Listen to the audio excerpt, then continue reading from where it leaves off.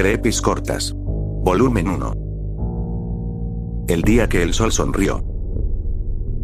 Cuando éramos niños, una de las múltiples cosas que solíamos hacer, era dibujar. Ya fueran nuestras casas, amigos, familias o el sol.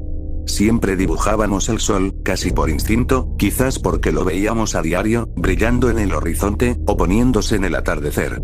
Incluso se podía decir que, en cierta forma, sentíamos aprecio hacia él, pues cuando en algún punto de nuestra vida nos enterábamos de su muerte inminente, en los futuros millones de años que le quedan, solíamos deprimirnos, claro, también porque significaba el fin de lo que conocíamos, pero también nos daba tristeza saber que el sol moriría. Supongo que por eso siempre, a la hora de dibujar al sol, le poníamos una sonrisa amistosa. La verdad, a veces me pregunto qué manía tenemos los seres humanos con humanizar todo lo que vemos. Un buen ejemplo es la pareidolía, un fenómeno psicológico que es la razón por la que vemos formas en las nubes, o caras en los enchufes. Tal parece que nuestro cerebro tiende a forzar la realidad, para que sea más comprensible para nosotros. Pero si algo he aprendido de lo que les voy a contar, es que hay cosas que van más allá de nuestro entendimiento, cosas que ni la más racional o religiosa de las explicaciones puede cubrir por completo. Todo comenzó un día en el que la NASA mostró algo extraño en el Sol, agujeros coronales, pequeñas zonas en la superficie del astro, que reflejan su campo magnético hacia el espacio, realmente nada fuera de lo normal.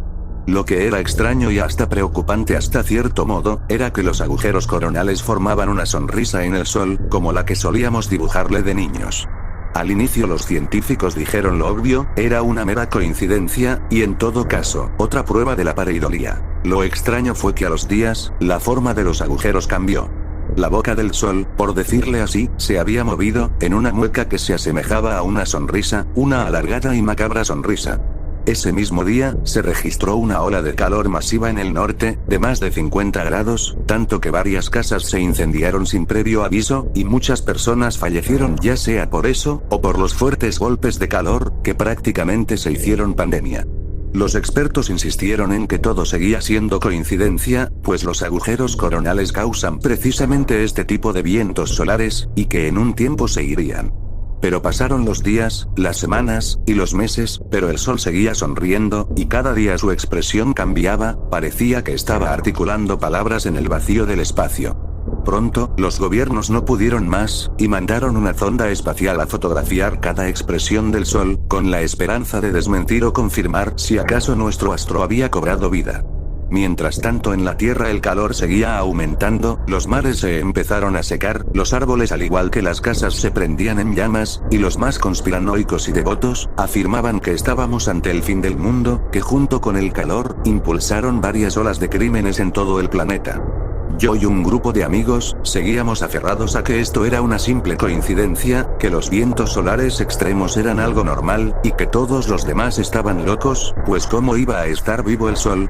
Para nuestra mala suerte, la sonda regresó a los meses, con varias imágenes del rostro del sol, cada una consistente con la fisonomía conocida, la boca y los ojos se movían de forma humanoide, y por un tiempo no supieron qué nos quería decir el sol. Hasta que alguien usó el sentido común, claro, si no estaba diciendo nada, entonces, se estaba riendo. Riéndose de nosotros, de cómo nos retorcíamos en sus brazos, como un niño malcriado riéndose de las hormigas que quemaba con una lupa. En ese momento todos perdimos la esperanza, y en menos de 10 años, la humanidad quedó casi extinta. La gente con dinero se resguardó en sus búnkers, llevándose la mayoría de los recursos que quedaban en el planeta, y los de clase media para abajo nos quedamos, aquí. A vivir el infierno. A ver al sol. Hay algo extraño en mi disco de Fobia. Uno de mis discos favoritos, es sin dudas Leche, de la banda de rockeros mexicanos, Fobia. Para ser un disco que fue un fracaso comercial, tiene muy buenos temas, y realmente siento que es muy infravalorado en el ámbito de la música mexicana. Lamentablemente, el disco que había comprado del álbum se acabó rayando, por lo que por un largo periodo de tiempo, no pude volver a escuchar mis temas favoritos. Aclaro que esta historia me ocurrió por allá de finales de los 90s, por lo que aún no había una plataforma digital donde escuchar el disco de forma legal. La única forma en esa época de conseguir un disco a un precio económico, era yendo al tianguis del centro, donde casi siempre tenían de todo. Así que un día que tenía tiempo libre de sobra, fui para allá, con la esperanza de encontrar un ejemplar de Leche. Estuve buscando por casi 2 horas, pero afortunadamente, encontré un puesto de un señor que me vendía a un buen precio. Él recupera tus clásicos de Fobia, es decir, los primeros 4 discos del grupo, incluyendo por supuesto, Leche. Lo compré sin dudarlo, y me dispuse a volver a casa para escuchar el álbum nuevamente. Lo bueno es que mi reproductor de CD seguía en perfectas condiciones, así que ni dudé en reproducir todos los discos. Pero sin embargo, algo extraño sucedió. Los discos de Fobia, Mundo Feliz y Amor Chiquito estaban normales, pero el de Leche tenía una peculiaridad. El disco se reproducía normalmente, hasta llegar al tema Perra Policía. Pues a mitad de la canción la música se cortó, y empezó a reproducir un audio, y no cualquier audio, era uno de una tortura. En la grabación se oía a un grupo de personas interrogando a alguien, insultándolo de formas crueles, y golpeándolo con algún objeto, que por el sonido metálico de los golpes y los chillidos de la víctima, asumí que era una llave de cruz, aunque no estoy muy seguro de eso. Los perpetradores, por llamarlos así, golpeaban con la llave a la persona para escarmentarlo sobre algo. Aparentemente, la víctima se habría endeudado con personas del crimen organizado, con el propósito de saciar su ludopatía, pero por una u otra razón, no pudo pagar la gran suma de dinero que pidió prestada, y los perpetradores eran los que se encargarían de cobrarle la deuda, con su vida. Lo golpearon por aproximadamente 30 minutos, hasta que la víctima dejó de gritar, y uno de los torturadores reafirmó lo obvio: estaba muerto. El tipo que estaba grabando se dirigió hacia alguien desconocido, y le dijo que le mandara el visto bueno al jefe. De ahí el disco se saltó hasta la canción de Regrésame a Júpiter. Saqué el disco sin terminar de procesar lo que acababa de escuchar. ¿Esto era una broma?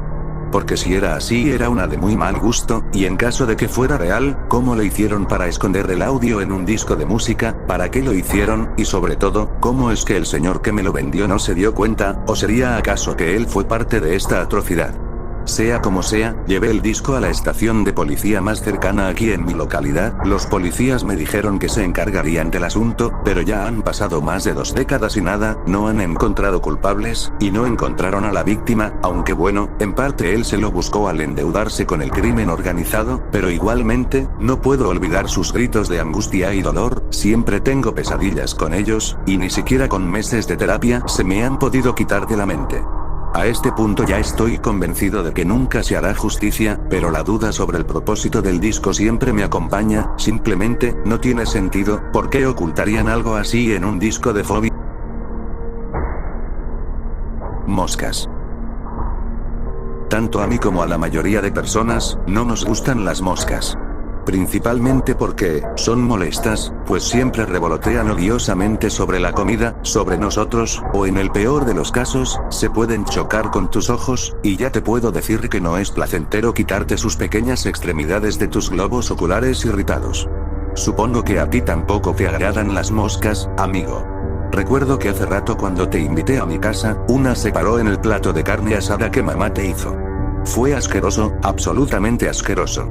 Pero eso no te detuvo de degustar el platillo con educación, y elogiaste las habilidades culinarias de mamá, pues tal parece que te encantó la carne. Siempre admiré eso de ti, lo muy respetuoso que eras ante cualquier situación o persona, por lo que poco o nada te importó la mosca. Después de todo era una muy buena carne. Incluso, cuando fuimos a mi cuarto a jugar, no preguntaste el por qué afuera había un enjambre de ellas en las cercanías del cobertizo, mientras papá las intentaba alejar con una escoba. Simplemente te reservaste la duda y preferiste seguir jugando conmigo. Tampoco tuviste la indecencia de espiar en el cobertizo para saber el porqué de las moscas. Papá odiaba a los metiches, y apreció bastante que por primera vez alguien se ocupara de sus asuntos. Por eso es que fue más fácil sedarte, no pusiste resistencia alguna, a diferencia de los otros, quienes no solo se portaron de forma grosera, al rechazar la carne diciendo que sabía extraña, y mucho menos a los que entraron al cobertizo sin permiso, mientras papá trabajaba. Realmente creí que eran mis amigos, pero ya ves que resultaron ser unos imbéciles sin educación. Pero tú no, tú mostraste ser una persona con valores, y por eso te daré el mayor honor a ti. Normalmente, papá se deshace de los otros cortándolos rápidamente, pues el estrés endurece la carne, y no queremos arruinar su textura tierna y jugosa. Por eso suele usar una motosierra para cortar a los otros, en lo que dura el efecto del sedante. A los más indecentes, mamá los hace parte de sus platillos, para el próximo que venga a pasar el rato, y los otros, los que fueron algo más amables, se los vendemos por kilo a los amigos de papá. Son personas muy divertidas y estoy seguro que les vas a encantar, porque tú serás parte de su nuevo cargamento. Pero no te preocupes, le dije a papá que te vuelva a sedar por un rato para relajar tu carne, te prometo que no sentirás dolor alguno. Aunque bueno, lo único malo es que habrá que volver a lidiar con las moscas, esas malditas casi nos delatan por su insistencia ante la carne que ya no sirvió. Además, claro, que te voy a extrañar. Por un momento consideré que te dejaran ir, pero papá dice que sería un desperdicio de carne valiosa. Además, tenemos una cuota que cumplir. Pero en fin, buenas noches, amigo. Espero que tu sabor sea tan bueno como tus modales. El terreno muerto. Mi abuelo fue un hombre extraño, reservado y algo cascarrabias, pero siempre lo caracterizaba su honestidad ante todo.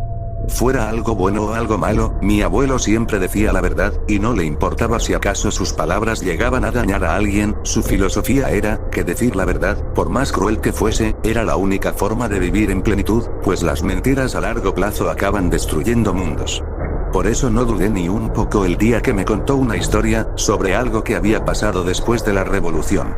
Les habían dado un terreno a él y a mi abuela después de su servicio en el ejército de Zapata, con una casita modesta pero acogedora, perfecta para criar a sus hijos, por lo que se mudaron de la casa de mi bisabuela al nuevo lugar. En esa casa vivieron ellos, mis tíos y mi papá. Pero no obstante, mi abuelo me contó que presentía que esa casa, o más bien, todo el terreno estaba maldito. Pues sucesos extraños ocurrían las noches más frías del año. Un perro que habían adoptado en la revolución, solía ladrarle al techo en la madrugada, como si hubiera alguien arriba, pues las tejas solían crujir, como si algo las estuviera aplastando, los objetos cambiaban de lugar, y las paredes de la casa solían emitir sonidos similares a una respiración ahogada. En todo el terreno era así, los cultivos amanecían tirados en patrones geométricos que ningún ser humano hasta entonces podría hacer, y el ganado solía desaparecer esporádicamente, para posteriormente reaparecer muertos a kilómetros del corral, y por más que buscaron, jamás hallaron al culpable. En una ocasión, mientras mi abuelo estaba sembrando remolachas con ayuda de mis tíos, se encontró algo duro debajo de la tierra. Al inicio creyó que era una roca, pero al quitar el objeto del suelo, se dio cuenta que era un cráneo humano. No solo en ese lugar, pues al paso de los días, el perro de la familia desenterró otros huesos humanos. En los alrededores de la casa, prácticamente todo el terreno era un enorme cementerio, por lo que sin dudarlo, se regresaron a la casa de mi bisabuela, dejando atrás el terreno. Mi abuelo nunca creyó en lo sobrenatural, pero esa experiencia lo había dejado marcado por lo perturbador del hallazgo. Su teoría era que los restos pudieron pertenecer a indígenas asesinados durante la conquista. Él falleció unos 3 años después de contarme la historia, de causas naturales, y realmente casi nadie en la familia le creía, pues asumían que eran habladurías de un anciano. Solo mi abuela, algunos de mis tíos, y yo creíamos en ello. Papá no creía porque aún era un bebé cuando todo eso pasó, y no recordaba nada. Pero les reitero, mi abuelo siempre fue apegado a la verdad, nunca mintió en toda su vida, ni siquiera con el deterioro de su mente en la vejez. Sea lo que sea, una cosa era cierta, los huesos siguen ahí, ellos todavía siguen sin poder descansar en paz.